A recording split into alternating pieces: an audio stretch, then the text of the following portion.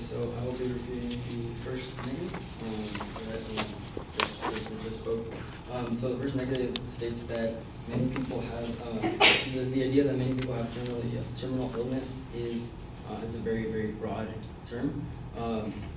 There is actually a rarity in the amount of times that this treatment has been used. According to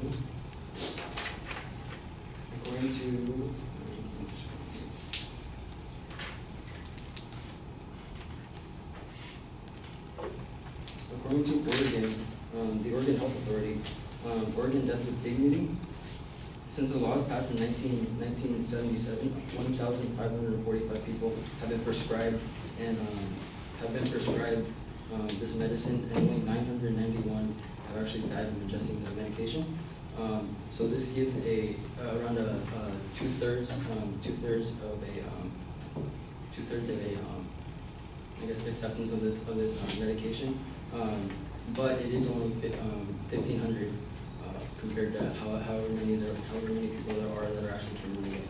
He also goes to say that palliative care is a very effective method of treating these patients. Palliative care is not the best solution to actually treat these patients. Palliative care, according to Gary Kimsma, an associate professor in medical philosophy, assisting death in no way precludes giving the best palliative care possible, but rather integrates compassionate care and respect for the patient's autonomy, and ultimately makes death with dignity a real option. So in this, he states that giving them palliative care doesn't actually help them. It would actually, it's just really prolonging this pain, even though they might sedate them. A second point to that would be sedation with life support is not necessarily beneficial. According to Orlando Kirkton, representative of the American Association for Surgery of Trauma, in hospital mortality of ventilated patients, 34.5% and only 30.8% of patients were discharged home from the hospital. The hospital costs were $34,000 with lower average costs of rural and small hospitals. So this goes to show that sedation is a big part of palliative care, and actually keeping them in the hospital sedated, it doesn't help them in any way. It doesn't relieve their pain. And what is the difference between them being in an unconscious state, where they're not allowed to control it, or they're not able to control their body, and them being in an immortal state of death? Another I guess claim against palliative care is that palliative care, there can be addiction to the medication prescribed by palliative care.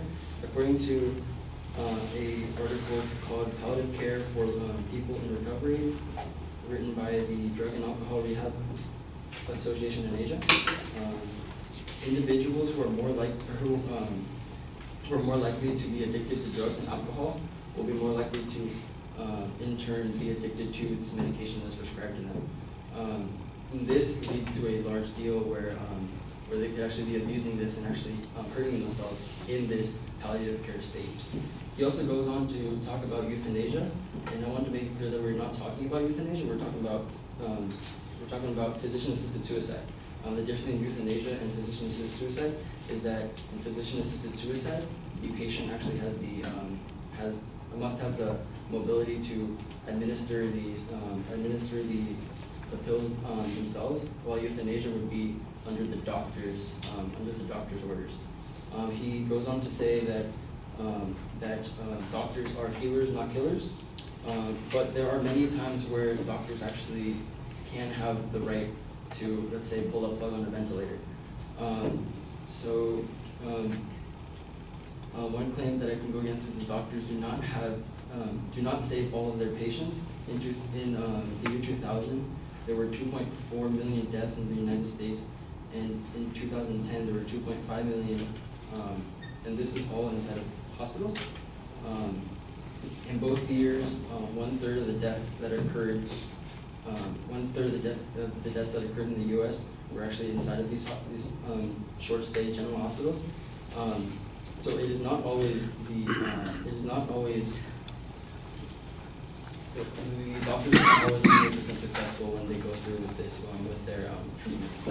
Also, the majority of physicians are proposed, or are in favor of this motion. Going to Washington State, there was a poll that stated that 39% of the respondents agreed with the statement that assisted suicide is never ethically justified, but 50% disagreed with it.